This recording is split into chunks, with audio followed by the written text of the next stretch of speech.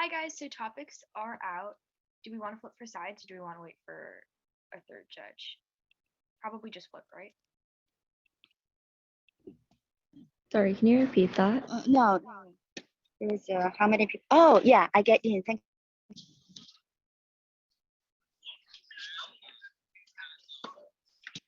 I was just saying that the topics for this round should be out, so we can probably get on with coin flips and side choosing. Okay, cool. I can do the flip if y'all want. Perfect. Do you want me to put the topics in the chat for the judge? Yeah, that would be good. That would be easier.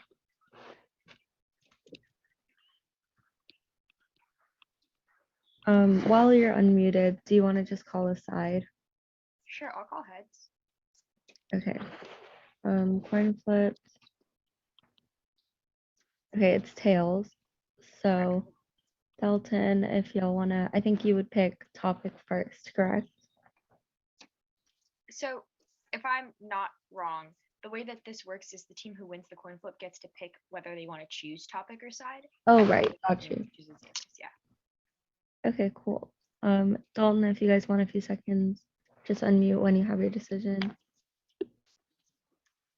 I think the other team is, since we lost the Lost the coin flip, flip. they get to decide whether whether to pick topic or side. Oh, my bad. I saw Dalton versus Aragon. I just thought there were two different schools on the No, Zoom. we're a hybrid. Sorry. Okay, cool. Yeah, sorry. Early morning. I don't know schools. My bad. No worries. Okay, so we should pick if we want to do topic or choose topic or side. Yeah, Yep. exactly. Okay, I'm done.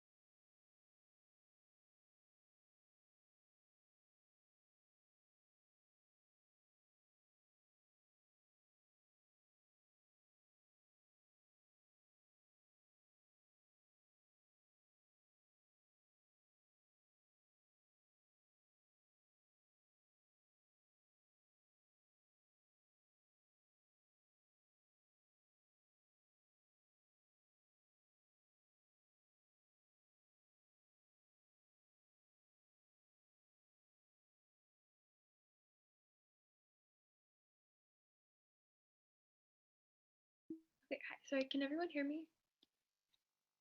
Yeah, I can hear you. Okay.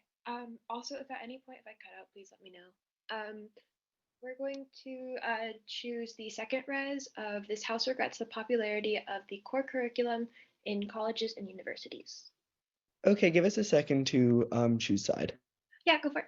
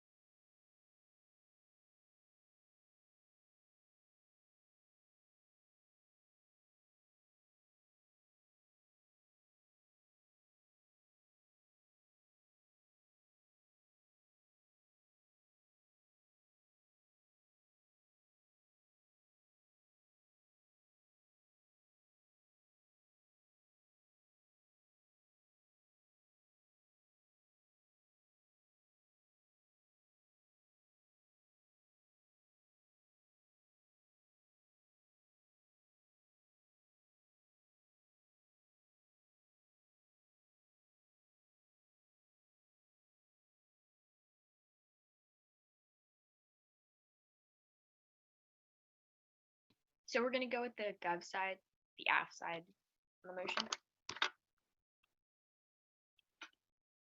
All right, so does our prep time just start now then? Yeah, sounds good. Good luck. Cool. You too.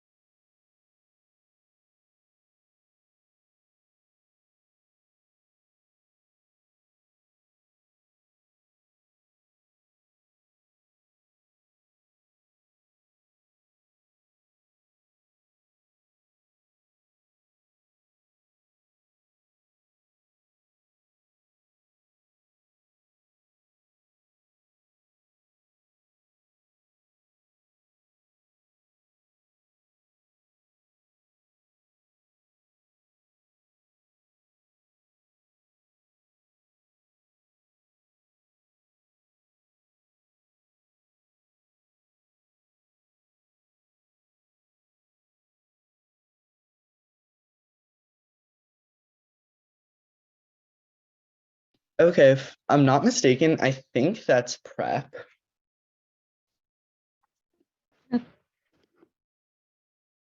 Yep, I think that's right.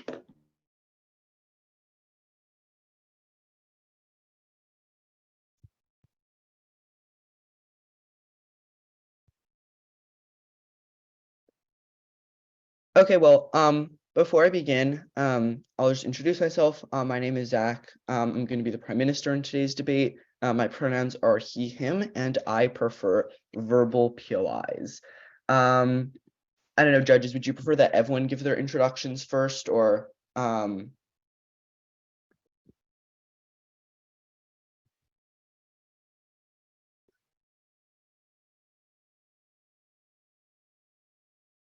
I don't know, I guess, yeah, the other days you guys can introduce yourself and then I'll start my speech. Sure. Hi, I'm Isha. I'm going to be the second speaker on the government side. Nonverbal POIs would be preferable if you can just raise a hand or use the Zoom hand raise function. My pronouns are she, her. Right, Uh, great. My name is Lily. I'm another judge.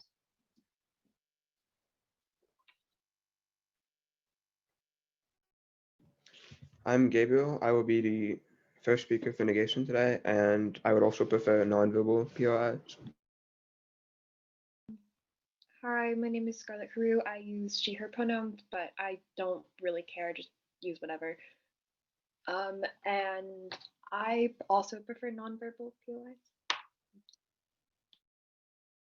Incredible. So then if everyone is ready, my time will begin on my first word. The core curriculum restricts students' autonomy to choose the classes that they want to take, forcing them to suffer through introductory classes with hundreds of kids in them. For this reason, I couldn't be prouder to propose a few things in this speech. First, some top of case. I'm going to talk about what exactly is this debate about. Then a preemption to the only really strong opposition argument. Then finally, two independent arguments coming from side government's bench. First, on the top of case, we say that this is a values round dictated by the word regrets in the resolution. We're basically weighing if, in retrospect, we as a college or university would implement a core curriculum after seeing the harms, if you as judges would change the core curriculum or replace it with any of the alternatives that we'll present, then that's going to be a vote for the government.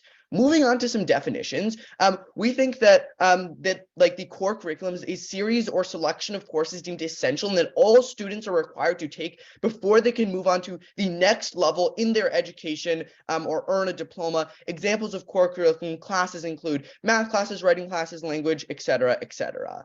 So how exactly should you be deciding the winner of today's debate? We think that the framework should be on net benefits, or which side creates the most positive impact for the largest number of people. So with that, we are going to preempt the opposition argument that the core curriculum provides more opportunities. It allows students to become more well-rounded.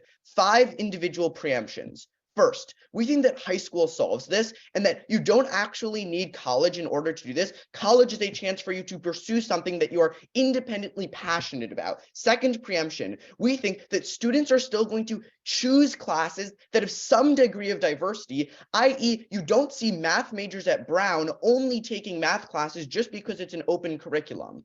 Third, we'd say that just taking this class won't actually prepare people in these ways. Students literally just slog through their introductory classes, knowing they're mandatory, trying to just get a good grade without actually absorbing all of the educational benefits of it. Preemption 4, we'd say the fact that the core classes are so packed with hundreds and hundreds of kids decreases any possible educational benefit you can get from them. So all you're doing is restricting the amount of time you can actually spend on what you're passionate about, and you don't actually get that well-rounded nature insofar as these classes are really bad spaces for learning. But then the 5th and final preemption is that college exposes you to so many opportunities that you're going to become well-rounded to some extent in either world, and that they don't actually get so much uniqueness on the idea of becoming a well-rounded student. With that, two independent arguments coming from side government's bench. The first is on improved education. We'd say that, or we have 5 subpoints here. First is on what depth is more important than breadth. Two reasons for this. First is on career opportunities, right? Someone in like finance isn't going to want 1 second someone who took one like barely enough finance courses and then took like a bunch of like random mandatory courses. They want someone who is focused and is actually going to be going deep into the topic that they care about. Yeah, I'll take your POI. Yeah, sorry, what was your tagline at the start? Something versus something? I didn't catch that. Oh yeah, so taglines education, subpoint A is depth over breadth. And then the kind of first reason why depth is more important than breadth is on career opportunities. But the second and the largest impact in the round is going to be on innovation. Let's look at the biggest innovators of our time. Were they people who were the jack of all trades, that were good at everything? No, the biggest innovators of our time and what we now call the greatest minds were people that were great at something, not great at everything, not good at everything, but people who like used all of their resources and concentrated on them on one specific thing. That's exactly what happens when people can actually take classes they're passionate about. Second subpoint under this is you're going to be taking time away from classes that you're passionate about. Why is this important? We think that passion is a prerequisite to gaining any educational benefit from your classes, i.e. if you're actually engaged and passionate about the reading, that means you're probably going to be doing it instead of just using Spark Notes. That means that you're probably going to be actually engaging with the material. That only happens on our side of the flow, because on their side of the flow, you're stuck in classes that you're not passionate about, and you can take comparatively less classes that you actually have passion for. Third subpoint under here is about a better classroom environment. Two reasons for this. The first is that the introductory classes have way too many kids because everyone has to take them. And that means that you're put in a huge lecture hall. You don't get to meet your professor. You're just in the back of a 200-person class trying to see what the teacher is writing on the board. That's not a conducive space to learning. That's different on our side of the house. We're in smaller classes. But then second, we'd say that it's a better learning environment if you're around other kids who are also passionate about it. Everyone in this class is going to be equally not passionate about it because they're mandated to take the class. That means worse discussions, worse educational benefit. Fourth subpoint under this is going to be how it like fosters independence. We think that it's an important life skill and something that is an important part of your education to learn how to make these choices and not have the college or institution make the choices for you. Insofar as you don't have this life skill, it makes you a lot worse at making important decisions like this in the future, which is always going to outweigh all of their arguments on time frame. But then fifth and finally, I want to talk about the alternatives here. There are two major alternatives. One is distributional requirements, where it's like you have to take one thing in STEM and one thing in writing, and one in the one is the open curriculum where you can take whichever you want. Both of them to some degree solve for all of the problems that they talk about being like more or that they're going to talk about like being more diverse students, but you still get more element of choice in both of them. Second independent argument coming from side government's benches on quality of life. We think that students are going to be far happier when they're taking classes that they're interested in rather than having to take a class that they really don't care about in any semblance of the word. We think that happiness, two major impacts of this, will have an adverse effect on their education insofar as it'll impact the classes that they are passionate about. If you're in a bad mental state, that's a prerequisite to getting a lot educationally out of college. Second, we'd say that this is just bad for your quality of life. You're probably not going to be enjoying your college experience. That's independently important. But third and finally, we'd say, especially because these classes are concentrated in freshman year, there's a bigger chance that you drop out of college in their world because you're unhappy in these introductory classes. For all these reasons, couldn't be prouder to propose.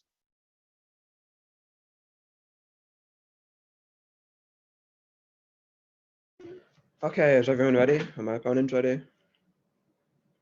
Are the judges ready, I assume? Okay. I'll start my time in 3, 2, 1. Hello again, I'm Gabriel Lowell, and I will be the first speaker on today's negation side of the debate. And I would like to start by deconstructing a lot of my opponent's arguments, and then I will go into our own contentions and explaining why it is very clear that our side is stronger. Now, what they kept talking about was this idea that one of the main points they kept bringing up was this idea that students are going to be unhappy in their classes and that they know very dead set what their passions are. And if they take anything outside of their passions, they're going to be miserable. They're never going to use it. And yet this all relies on this weird assumption that they haven't explained, that just all 18-year-olds, they get out of high school, they're like, yeah, I know exactly what I'm going to do. There's no universe in which I don't do it. I know what I like. I know what I hate. I know everything about my life plan. It's all planned out. But the fact of the matter is, this is just not true for most people. Most high schoolers don't know exactly what their passions are, exactly what they want to go into. And in fact, that brings us briefly into our first contention, which is that most 18-year-olds aren't certain of their entire life's path. I will take your POI in a second. They could change majors, and even if they do go on with their major, they could end up changing their career's path in the future. 80% of college students change their major at some point in college. 40%, sorry, 35, around 35% of them, with some estimates even as high as 50, go into college without even knowing at all what they want to major in them, what they want to major in. And then after college, 40% of them say they don't even use any of the specific aspects of their degree. But what these people do use are the general well-rounded skills that these core curriculums ensure that everyone's built. In our opponent's world, everyone just takes specifically the classes they're passionate about and maybe one or two other things that they want to try. And then, in the very likely chance that they change their plans, they've just wasted up to hundreds of thousands of dollars because they are not doing this very specific thing. Whereas in our world, everyone builds skills that will be beneficial to them throughout the rest of their life. And I will take your POI now. Can't people still take a abundance of different types of classes if there's no open or if there's no core curriculum? Certainly, people can, but there's also people who are going to try to get out of college as fast as possible and aren't necessarily going to take these colleges because 18-year-olds don't always necessarily make the best decisions. And they talked about how high school already does this. And yet the fact of the matter is high school curriculums in general do not give people the preparation they need for real world. Most 18-year-olds don't have extraordinarily high writing ability or very good problem solving skills necessarily. And any opportunity we can take to build on these skills is an opportunity to have more well-rounded citizens. They even talked about, they agree that being well-rounded is good, but then they try to say that these programs that can give people these wide skill sets, this well-roundedness, they're like, well-roundedness is good, but not this way. And they didn't really touch on that clearly enough. And that in fact brings us into our second contention, which is that most college level fields require a wide skill set. They talked about depth over breadth, and it's true that you need to have some specifics in your major, but no one's saying we should abolish specific classes entirely. We're just saying you also need to have that wide skill set that goes along with it.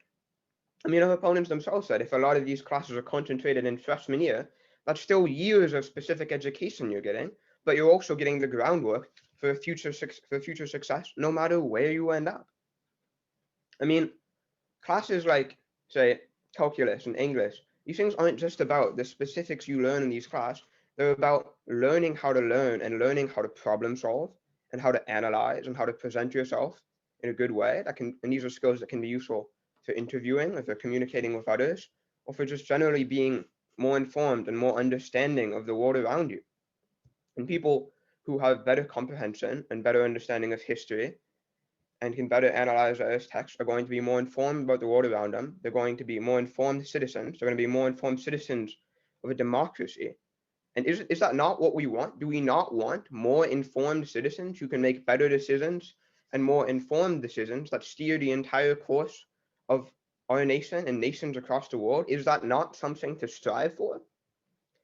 And even if you don't somehow buy that you learn how to be more logical and how to think more critically, there are a lot of these things that are just extremely directly useful, like foreign language. We live in a more interconnected world than ever before.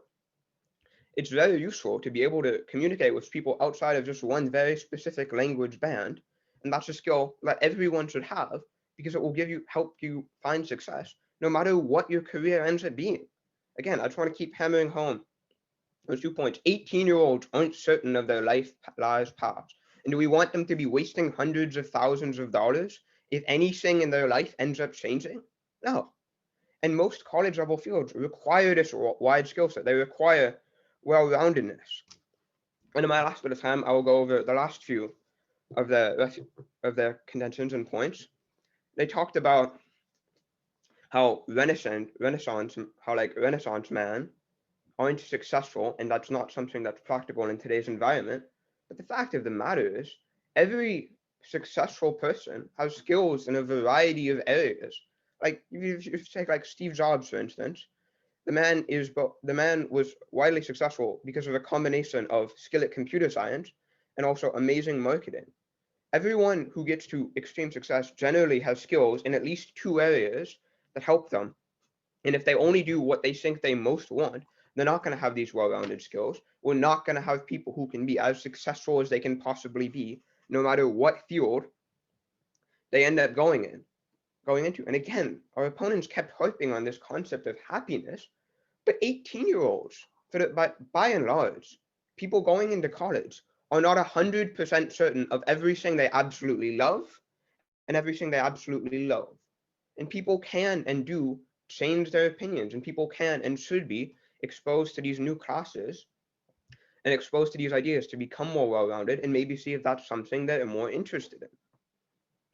They talked about how we need to foster independence, but that's sort of a strange argument because people still have a reasonable amount of choice, and there's no independence in life that's unlimited. If anything, we need to teach people how to explore their own interests while still working within the confines of a certain system, because that's what life is.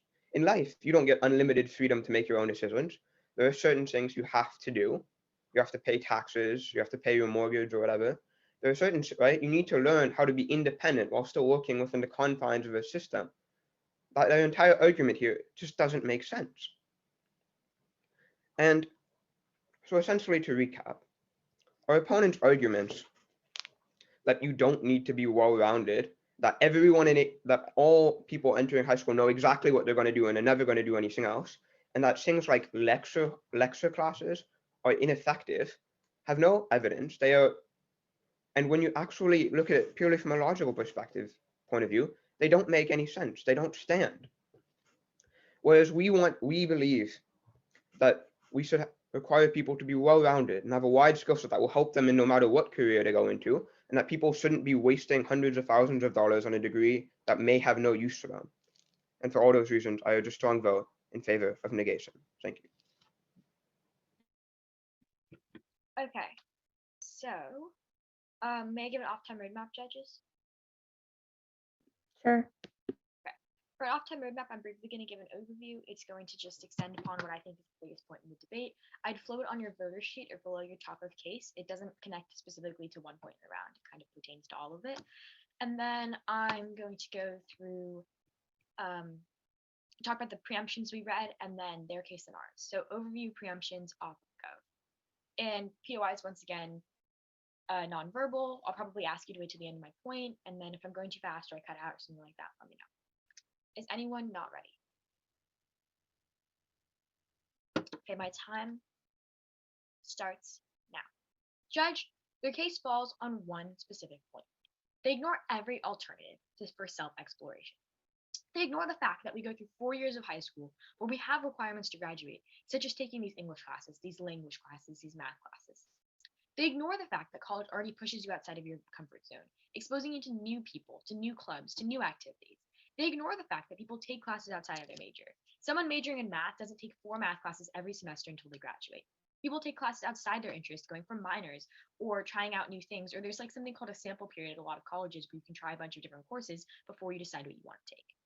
They ignore all of that and act as if the only possible way we'd be introduced to any new things are this core curriculum. And they give no specific reason on why the core curriculum solves in ways that other classes don't. So I'm going to go through the flow and prove that for all those reasons and many more, it's a clear vote for the affirmation today. First of all, to briefly touch on the preemptions, we see that we talked about how, once again, that high school solves and that people will choose a degree of classes, and that these classes don't actually prepare the students, because if people aren't motivated and they don't try, they're not going to engage with the material to the same extent. We gave you some examples of the core curriculum classes, and I'd like to add some more to that. When we talk about math, it's stuff like arithmetic often. They're trying to teach you how to do math and basic calculations. You can Google this to fact check me if you'd like after the round. But what this means is people aren't going to take an arithmetic class and then have their minds blown and you're going to change like your entire opinion on the world. And you might say people might love arithmetic, but we've already done that in high school. Every type of math is based off of that. And beyond that, a lot of the skills that you're getting taught in these core curriculum classes have already been touched upon throughout time in your other classes, like critical thinking, history. You learn these all in high school. So if it's about learning how to learn, high school and other pre-college learning has already prepared you for that and solves.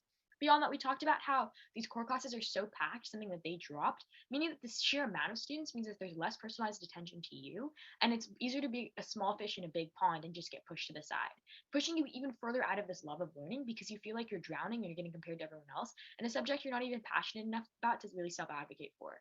Beyond that, we also talked about how college exposes you to so many more opportunities that will make you well-rounded, something that they drop and concede.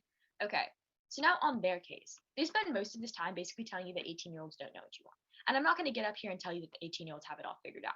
But what I will tell you is that even in colleges where they do have the core curriculum, you see that they do this exact same thing of change majors and change career paths, change values, and change their interests. This happens on both sides of the world, like with core curriculum and without core curriculum. Meaning that what, Judge? Core curriculum isn't the brink that causes this change, evidenced by the status quo. So what this means, Judge, is that since core curriculum isn't the thing that causes the change, people do this anyways. People find new interests. People change their major because of the other opportunities that college presents to you. Meaning that when they talk about, sorry, my brother's right here actually leading to go back to college where he doesn't take core curriculum classes, if that sways your vote. That was the high five. Anyways, what we see here is that you do lose money by taking useless classes as they as we talked about, because if you don't want to take these core curriculum classes, this slows you down from graduating. And they talk about how you're going to lose money in the long term if you get a degree that's not applicable. But we see that degrees are necessary to enter the workplace. Like nobody's going to hire you if you're like, hey, I took a core curriculum class on English. I love English. Let me write your book. Like you have no credibility and trust built up, whereas a degree from a reputable college can actually open so many doors. And they talk about this sort of like, you'll regret this and you'll come back to this and not really want this degree in the first place.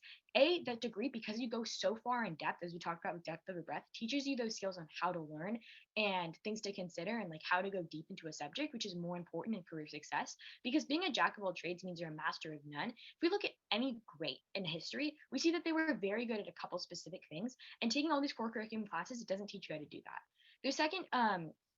Their second disadvantage is about a wide skill set and how this teaches you a variety of things. Once again, high school solves and distributional requirements solves, an alternative that we read that they dropped. They talked about how you need to learn how to analyze, how to learn. And we talked about specifically how high school solves this and how other schools solve this. Because what they don't realize is that the core curriculum classes are like prerequisites to every other class. And they're building off of those skills and they can teach you those skills. So we see that if I take like an advanced physics course, I'm going to be taught the same arithmetic skills or expected that I already know this, that A, I've already developed in high school, or B, I could have learned from this core curriculum classes. So it's basically you're just learning something you've already been taught or will learn later. It's a waste of your time. Beyond that, they talk about how you need this to learn how to interview and communicate with others. Being outside and getting to do things outside of your major and having time to talk to people instead of being time sucked away from these classes you're not even passionate about actually builds these skills. And what do you need for interviews? You need a depth of knowledge. If I'm like, hey, I know 15 million things about 15 million things, like that doesn't mean I had like the developed interest enough to make someone want to hire me. Beyond that, they talked about how this will help you understand the world around you. But how does being packed into the back of a 200-person classroom help you better understand the world? And they give you these buzzwords of like, we're gonna have more informed citizens and better democracy. But we see that like the ties to ideals they make shouldn't sway you, judges, because arithmetic doesn't mean you're gonna transform the world. If they're talking about like aware citizens, I don't think stuffing people in classes that they don't want to be in is gonna promote a love of learning or make them want to be more aware about the world. Awareness about the world to make them better voters and more representative like of our world's better democracy isn't based on core curriculum classes. This is a straw man argument at best. They talk about how this will like steer the entire course of our world, like if they're taking these core curriculum classes and they can lead democracy. But turn for this is terrible for people who are actually interested in the class because it makes the class bigger and they're surrounded by people who are not interested in it. So like let's say Zach is in this core curriculum class and I don't want to be there. I'm actively weighing down Zach's learning and making him have a worse experience, meaning that if he's super passionate about whatever we're learning about, I'm making his life worse and making him less like wanting to learn this and go farther in this.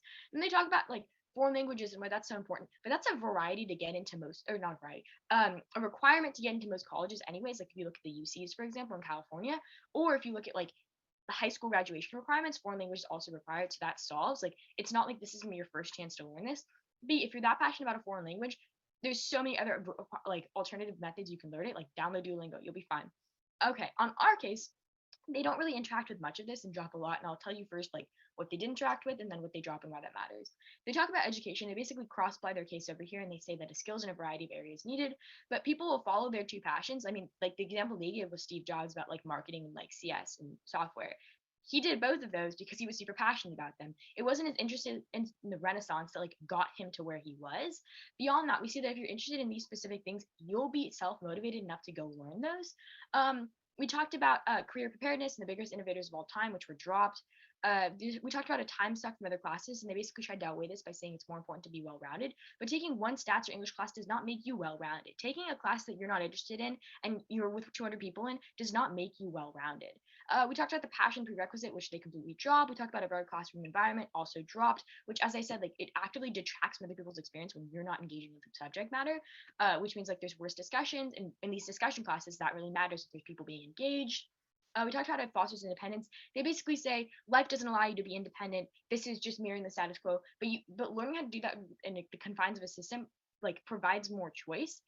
Beyond that, what we see here is like basically them saying independence doesn't matter doesn't mitigate the argument, because what happens here is like it fosters independence for you to choose your life instead of continuing upon this like high school path of having it laid out for you. College is supposed to be a time for independence, and we're trying to make the collegiate system like class choosing or what's actually supposed to happen. We talked about alternatives, which are dropped with the open curriculum and distribution requirements. And then on student quality of life, they talk about 18-year-olds who don't know what they want. But we literally give you examples of like how high school solves. And then beyond that, Brown high schools, Brown students literally protested for open curriculum because they were unhappy taking those classes, giving us an empirical example of this being true. And the best way to make students happier is by giving them choice. So for all those reasons and many more, it's a clear vote for the government today. Thank you.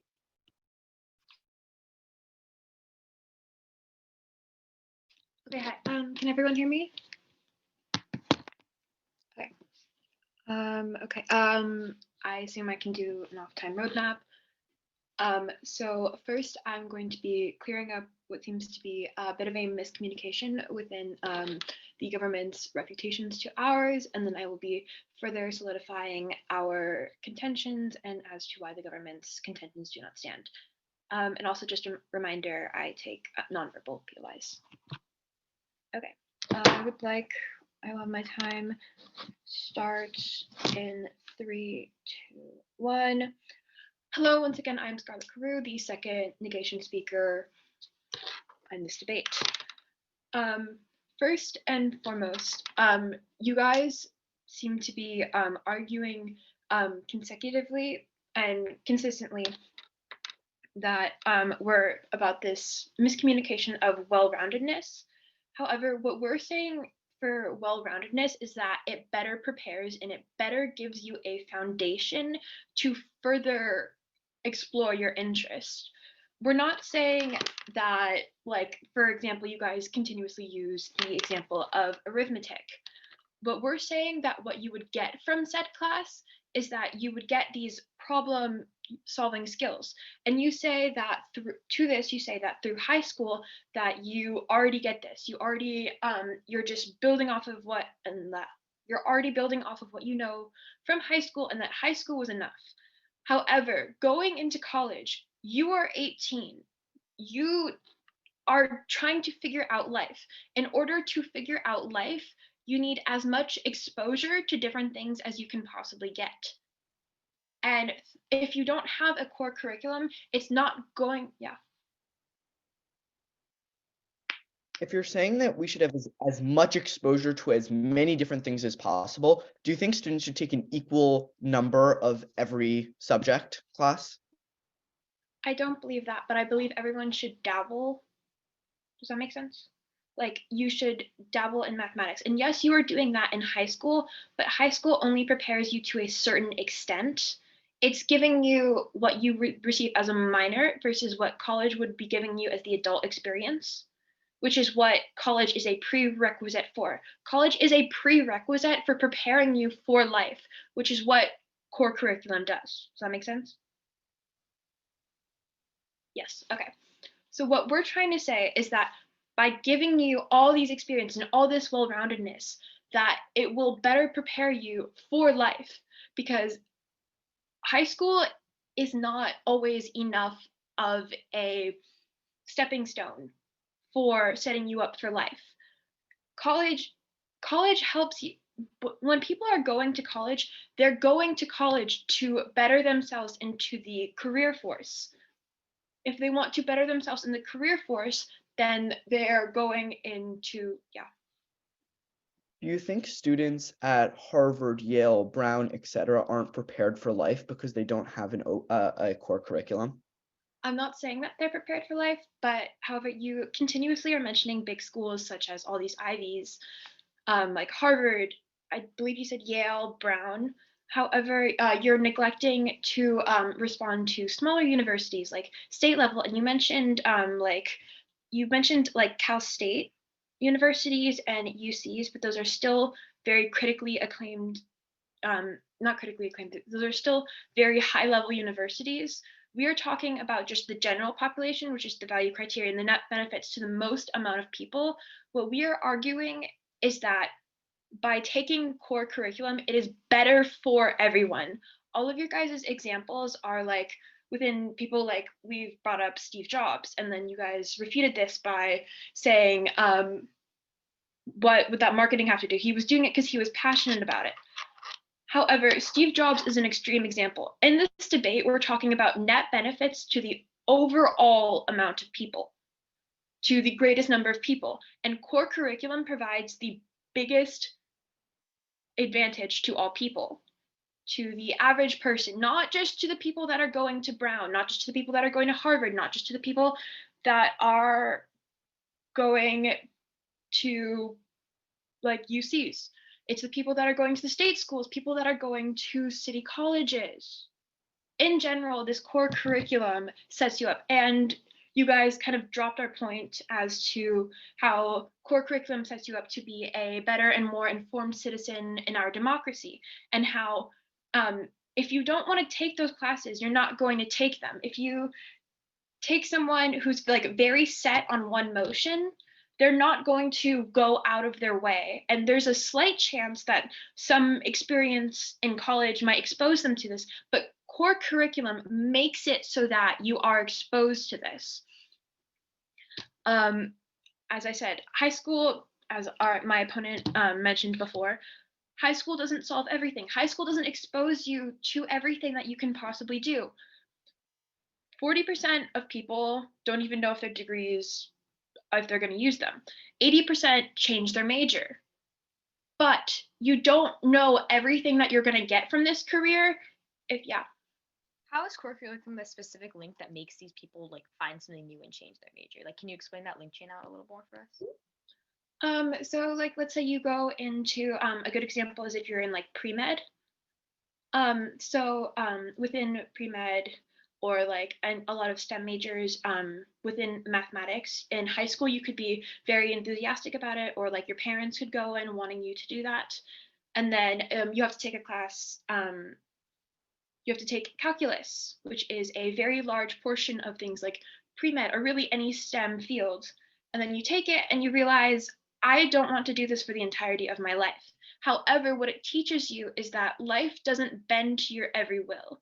As my partner mentioned before, we're not saying that choices aren't what you want, like that society isn't talking about passion. What we're saying is that sometimes you don't get all your choices. What core curriculum does is that it completely sets you up for everything. It shows you that sometimes life doesn't go your way, but you have to get through it. And then you guys also mentioned to this, you continuously mentioned like over like really big class sizes to 200 plus people. If you don't want to be in a class with 200 plus people, you should go to a smaller liberal arts school or just a smaller college. Those are very easily taken out of the way. While you still take those core curriculum classes, you can still go with the smaller class sizes, and you can still get to that one-on-one time with the professor. You can still take these classes, and you might not enjoy them, but you're not going to enjoy every single aspect of your life. You're going to want to experience all these things, because sometimes you won't just be self-motivated to do it. What core curriculum does is it allocates all these opportunities and whatnot for people that aren't necessarily self-motivated enough to do this. High school doesn't set you up for this.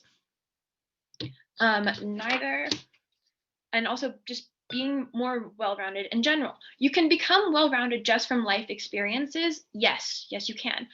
But you can become more well-rounded in general if you are forced to take these classes. Because it teaches you that in life, sometimes you have to persevere through things. Sometimes your passion is simply not enough. Sometimes you need to persevere. Sometimes this probability and scope. Yeah. And for all those reasons, I urge a strong vote in favor of negation. Thank you.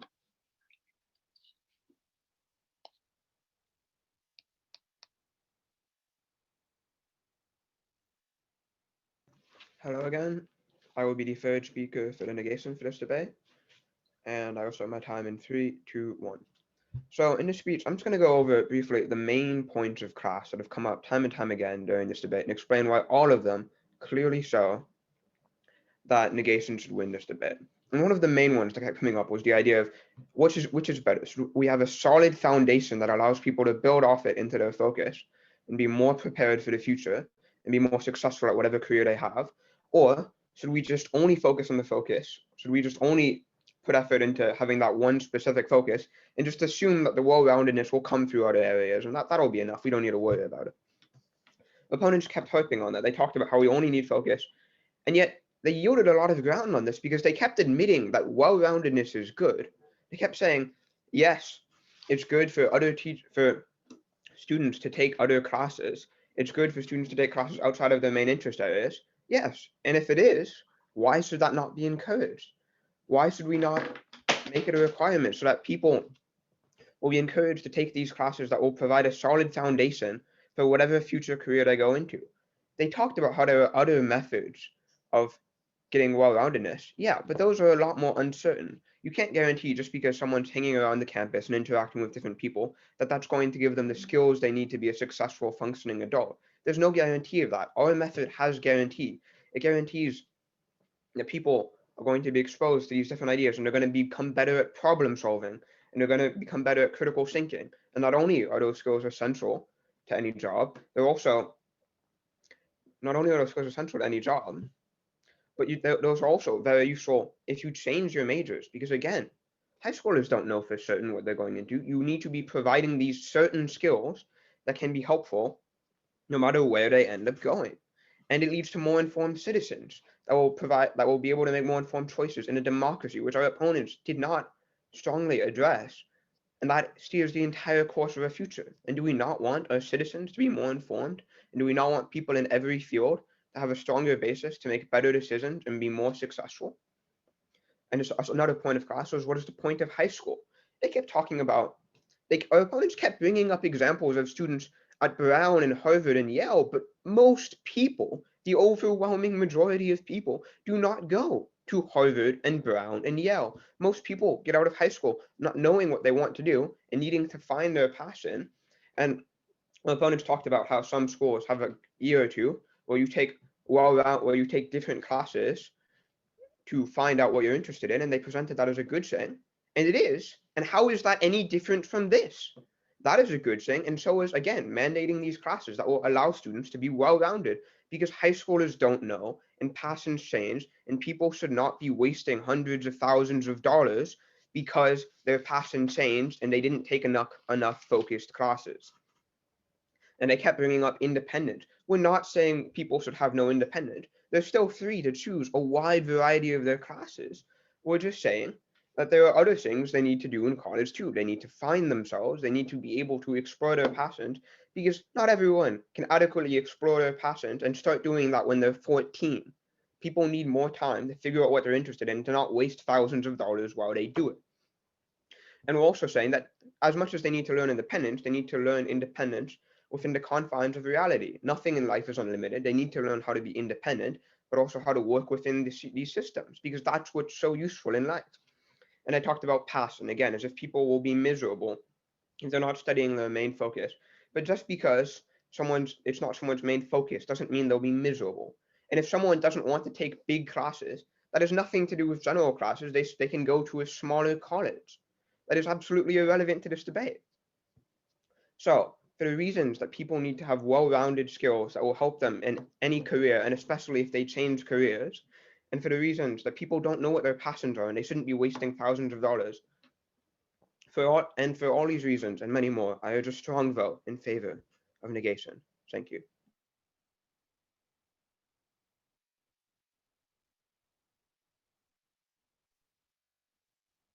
Okay, can everyone hear me? It says my internet's unstable, so.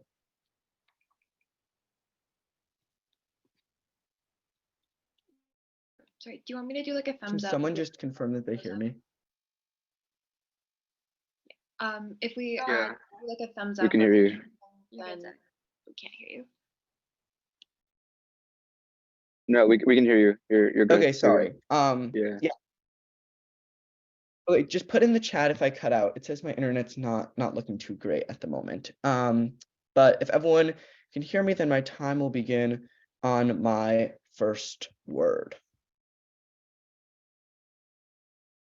My opponents preach an idealistic world where everyone becomes well-rounded and great at everything, while ignoring the fact that taking one statistics class, one English class, isn't going to suddenly make you good at that subject. All it's going to do is suck time away from you actually following your passion. For this reason, couldn't be prouder to propose a few things in the speech. First, just a general observation for something that they talk a lot about in their speech. Then I'm going to talk about their path to the ballot and the 7 independent reasons why you don't buy it. Finally, 2 independent government ballots. First, they talk a lot about how, sure, not having an open curriculum works at elite universities a la Harvard and Yale, but doesn't work at all of these other colleges. First, they don't actually provide any reasoning for this. They just say, oh, it doesn't work at these less prestigious universities. That's literally just an assertion. They have absolutely zero warranting. But then second, we'd say that community colleges don't have core curriculums, and we'd say that those colleges also prepare people for their everyday life. All of the same warranting that we talk about still applies. That's really a non-issue. But then let's go to their main voter. What do they say? They say that it's going to make you a more well-rounded individual. 7 responses that I or Isha talk about in this debate that they mishandle, each of which independently takes out the argument. First, we did that high school is always going to solve the problem. What do they say to this? They say, yes, but you wanted a base in high school and a base in college. But that doesn't really make sense, because if you already have that base, if you already have that aspects of well-roundedness, there's no actual point in redoing it again. You've already taken 4 years of math, English, history, etc. Now you can take the classes that you're interested in. Second, we'd say that one class doesn't solve. Isha tells you this in the member of government speech. It goes clean conceded by my opponents. What she says is that just taking one introductory class is never going to make you good in that subject. It's not enough. Therefore, they get 0 offense. Third, we say this is solved back for in the status quo. Remember, all of the uniqueness that they talk about in their case, that like, oh, people are switching majors, people are finding themselves in college. That's happening in colleges that don't have a core curriculum, which means that all of their arguments are non-unique. Fourth, we say that people choose regardless. Let's literally like look at what people do. Do math majors at colleges that don't have a core curriculum just take math? No, they do take a variety of classes. People are rational individuals. They understand the value of taking multiple classes. This goes clean conceded. Fifth, we talk about large classes. This is the most important like part of my speech, because if you're in a large class and you're in the back of an assembly hall, that's a prerequisite to everything that they say. So if you buy our argument about how it's not a conducive learning environment, that also means that they don't get access to their argument insofar as our argument is a prerequisite. What is their only response? Their only response is you can go to a small liberal arts school. 2 responses to this. First, small liberal arts schools still have introductory classes with more than 100 people at it. Let's look at like Williams, with who has the smallest student to teacher ratio or like average class size in like the country. They still have classes with over 100 people. But second, all small liberal arts schools don't have a core curriculum, which means we can't regret it because they don't actually have that core curriculum, or at least many of them. But irrespective of that, response 6, we'd say that people slog through these classes. They don't actually want to learn from them. They're just doing them because they're mandatory. Therefore, they don't get any of the educational benefit. And 7th, and finally, you can still pursue multiple passions. Let's look at their own example of Steve Jobs. It's not like you only pursue one passion, you can pursue multiple.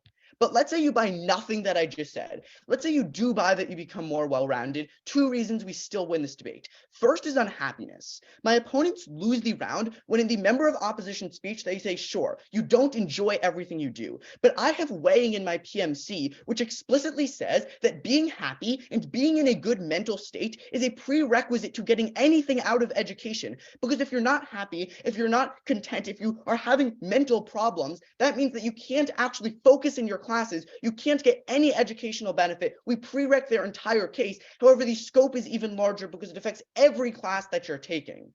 Even if you don't buy that, the second government voter is going to be on why depth is more important than breadth. Let's say you buy that they're more well-rounded. Our innovation argument is going to uniquely win us the round on scope. Why is this true? We think it has the largest impact on society when we're looking at this in terms of net benefit, when we have people who are focused on one field, who excel in one field, who are really, really good at one field so that they can create change, they can create innovation that makes society as a whole better. This outweighs their argument on scope. For all these reasons, couldn't be prouder to propose. Thank you guys so much. This was a great debate, and thank you guys for judging as well. Yeah. Yeah, you guys also, are you guys from California? I'm from California, Zach's from New York. Yeah. Oh, nice. Okay. What about you guys? We're from San Francisco in California. I'm Nice. like 10 minutes south of you guys. I'm in San Mateo. Oh, nice. Yeah. Wait, are you in New York City or like upstate? I'm in New York City, yeah. Which borough? Manhattan. Nice. My dad lives there. Oh, super cool. Yeah.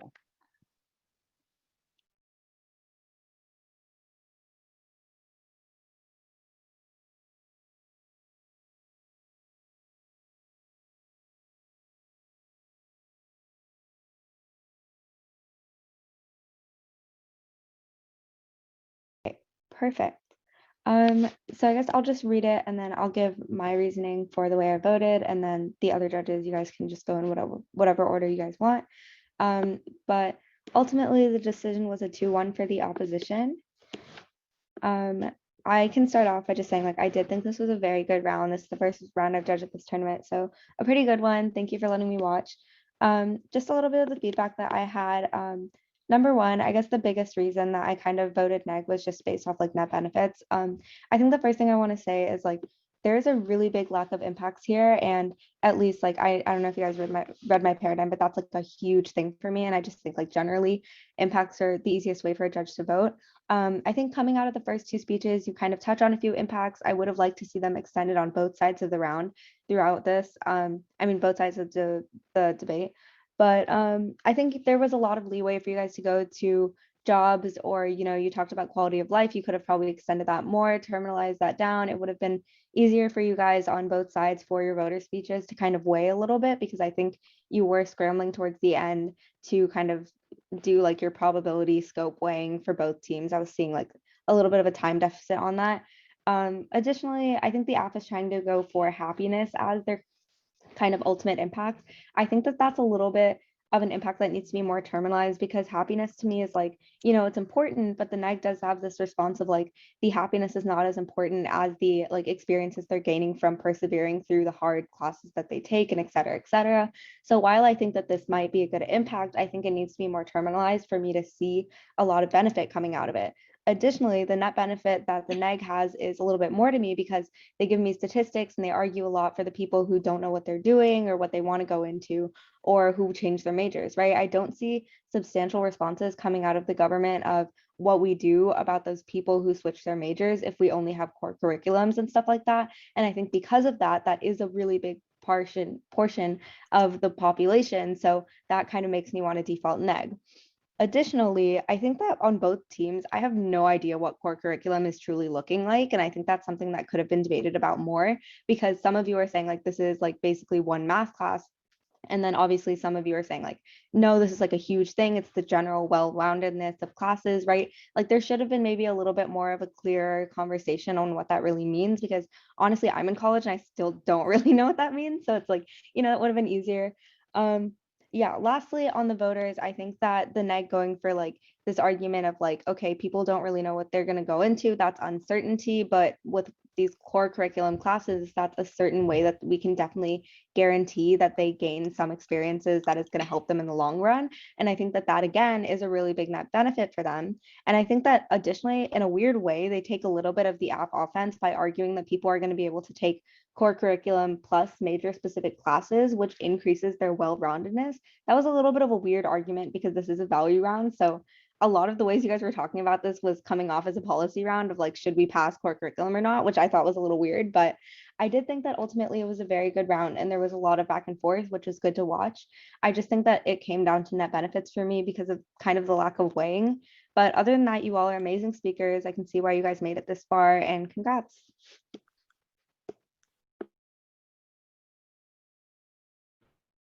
Cool. I can go next. So first of all, I just like to give like an overview. So after at like the 2NC, everything kind of just fell apart. Like I like everything for both sides just like started making no sense to me, right? Because like the POIs coming in from the app were just like they like muddled the debate up to the point where like I don't really know what happened there, right? Like there was just like the same things repeated for a whole speech, like right, like for like the rest of the debate it was just like the same things repeated.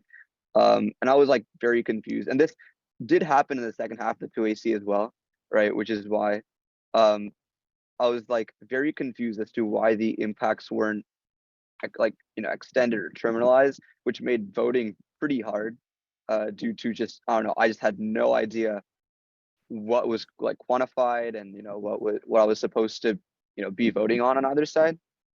But I think that the logic that comes out of this is actually like pretty good, right? There's a lot of different like arguments on the top level that don't come down all the way to impacts.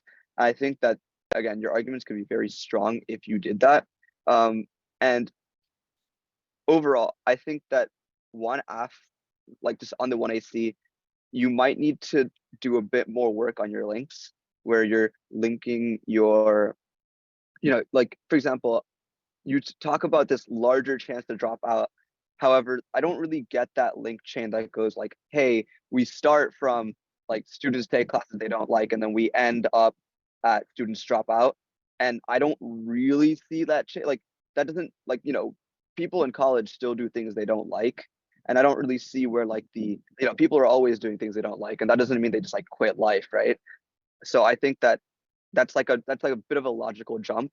And in order to get access to that like larger chance to drop out, you would have to like better emphasize why exactly there's like a reason that people would drop out specifically due to classes they don't like.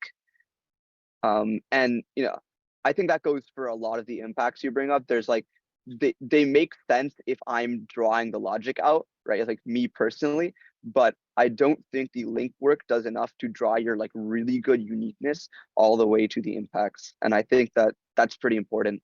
The neg, I also think this is an issue, less so of an issue because I think you guys were a bit more concrete with your disadvantage in terms of like there's like an uncertainty here and you're like advocating for a very like specific group of like or pretty large group where it's just they don't know what they're doing yet.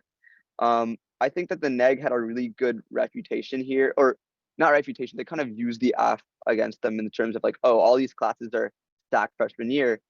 And I think that the neg's point on, oh, if they're all stacked freshman year, you still have 3 years of technical education, in addition to technical education you have in the first year. I think that was those are pretty good arguments made, and honestly, like the extension of that was ultimately what led to me voting neg. But I really think that there needs to be a lot of impact work, a lot of like quantification, and then like weighing.